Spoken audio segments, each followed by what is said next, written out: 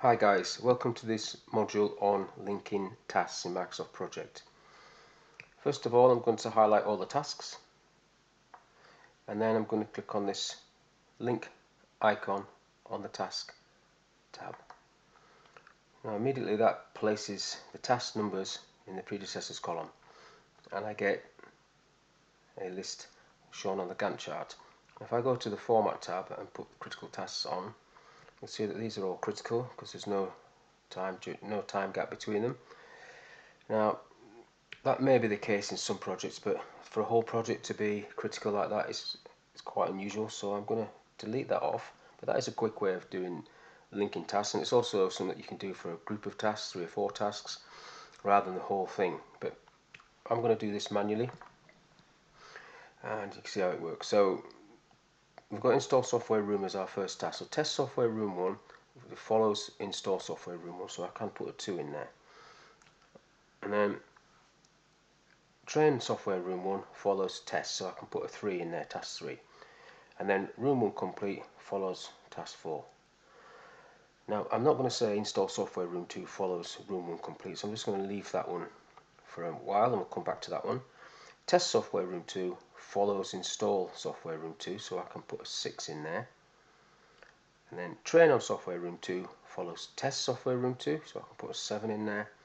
And then room 2 complete follows train on software room 2, so I can put an 8 in there. So I have got 2 sets of steps, as I call them, steps there, so I could have grouped those and clicked the chain link and that would have worked. Now project complete has to follow 2 tasks. It has to follow train on software room 1 complete, which is task 5, and room 2 complete, which is task 9. So to do that, I type 5, 9. And you see the link there. Now back to this one. When you type in the numbers like this, it's putting the default link, which is a one task finishes before the next one starts, or an FS link. But I don't want that to be the case for this one. So this little scenario I want to paint for you is that 2 engineers are going to do these tasks. When the senior engineer appears, he will dictate when the junior engineer can start doing his tasks. So I'm going to type 2 SS there, which means start to start, and when I click away you can see how that works. So the line comes out of the top task and points into the bottom task. So basically the start of the top task will dictate when the start of this bottom task can happen.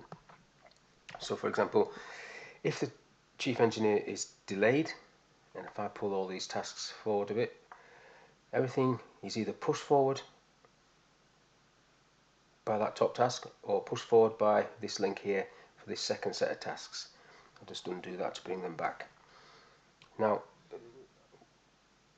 typing 2SS, how did I know I could do that? If I double click onto this task and go onto the predecessors tab, you can see the full name of it there, start to start with the abbreviation SS. Now if I drop this little arrow down, you can see the other links that's in there. So finish to start was the default one.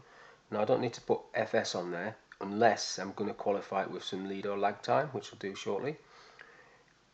Every other one though, SS, FF for finish to finish, and SF for start to finish, I do need to qualify so the computer knows what type of link I am doing.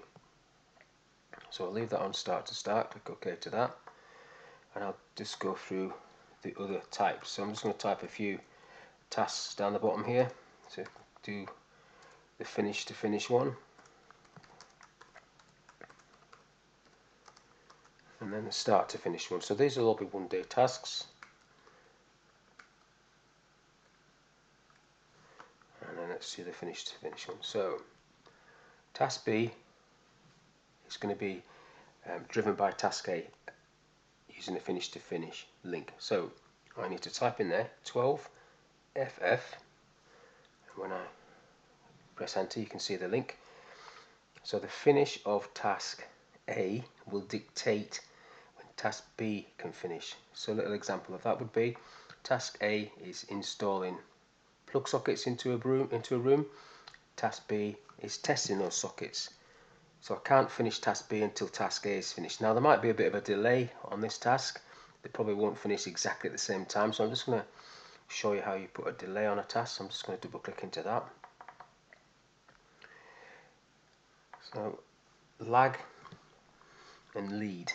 So lag is what I want. I'm going to put 1H for hour and click OK, and then you can see that. So the finish of that will dictate when that can finish, and there's a 1 hour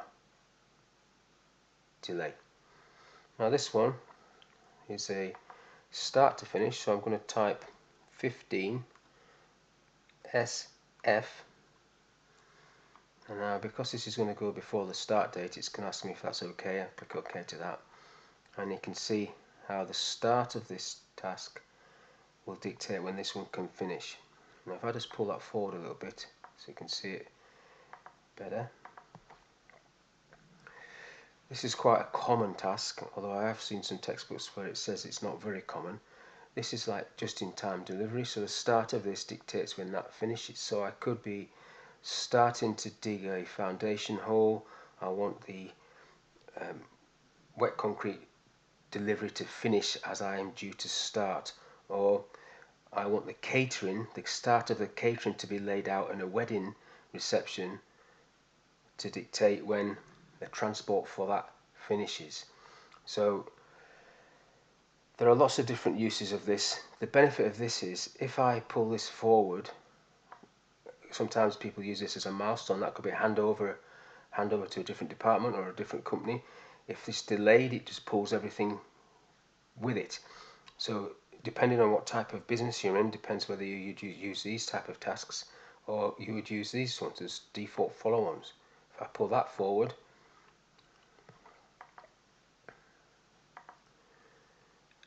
you see what's happened there? That's moved forward, but this one hasn't, so there's left a big gap there. Whereas when I pull this one forward, it always pulls everything with it. Now I'm not saying that's not, you can't do that, because you could obviously move that one forward and that one forward and so on and so on, but it's a bit more of an effort to keep on top of your tasks. Let's pull these back to the start position. Now I'm going to do another task, task E. I'm going to do a 5-day task, and then I'm going to do task F, which is also going to be a 5-day task, and I'm just going to link these. So that's just going to be 18, normal link. So let's say in this example, task E is paint the undercoat of a room, and task F is paint the second coat of a room. Do I need to wait until the whole of the undercoat is done before I can start doing the second coat? So I'm going to say not. So if I go in there and go -4, for D is a default, so days it'll come back. I'm basically saying there, look, after 1 day of the task E, I can start doing task F. Now I personally don't like the way it does that, where it doubles round. So I'm going to change this link to be 18 SS plus 1. See what that looks like? So now the start of that task dictates when this can happen. So if the undercoat is delayed, so will that be, and that will be pushed forward. One more 5-day task.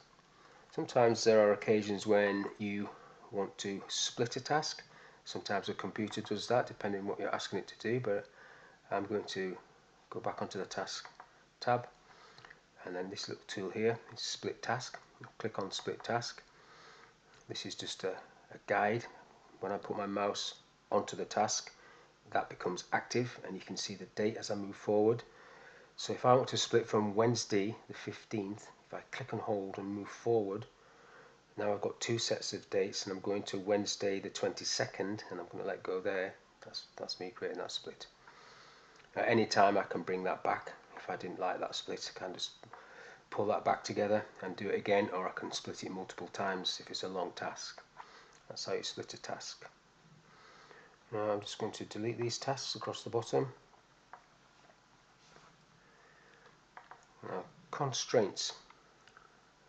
I want to put a constraint onto the project complete date, just to show you how that works. So I'm going to double click on project complete. I'm going to the advanced tab, which is where they are, and these are the constraints. So that is a default setting. I'm going to say this must finish on the 15th. See what happens here. 15th. Okay to that. That constraint's on. So basically this is all red, and now because I've put a constraint on there, there is no slack in this project. If I try to move that top task forward a day, it comes up, says this action will, not may or not could, will cause a scheduling conflict. Now I may want to continue, but if I do continue I must remove the constraint and put another one on, or I cancel, which I'm going to do, and get somebody else maybe to do that task. Now you have to be careful with constraints, because if you put constraints on maybe all your milestones, for example, people tend to think like that. You're basically tying yourself up and allowing very, very little slack in a project plan. There's another feature you could use that's more visual than just putting a constraint on, and we'll give you a visual indicator if you're going past the constraint or you've hit that constraint, and that is a deadline marker. So I'm just going to double click on that. This is deadline marker, we're still on the advanced tab.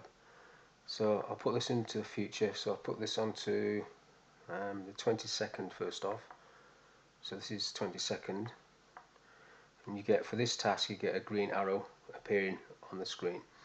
Now if I put that into the past, if I just double click onto that and put that into the past, if you go past that deadline marker, so if I go back to the 7th, click OK, if you've gone past that, you get a warning in the information column which tells you you've gone past your deadline marker. So that's more of a visual indicator for a project manager to, if you get close to this deadline marker and you haven't done certain tasks, you need to flag that up maybe. Now to remove both of these, it's the reverse process. Double clicking on that task and just clearing that data out of that box will remove the deadline marker. And then double clicking on this task, changing this back to the default setting, which is as soon as possible for this project, which is going from forward from a start date, and then again deleting the date out of that box. That will remove both of those constraints and deadline marker. So that is the end of this phase. In the next phase we're going to look at resources, but thank you for your time.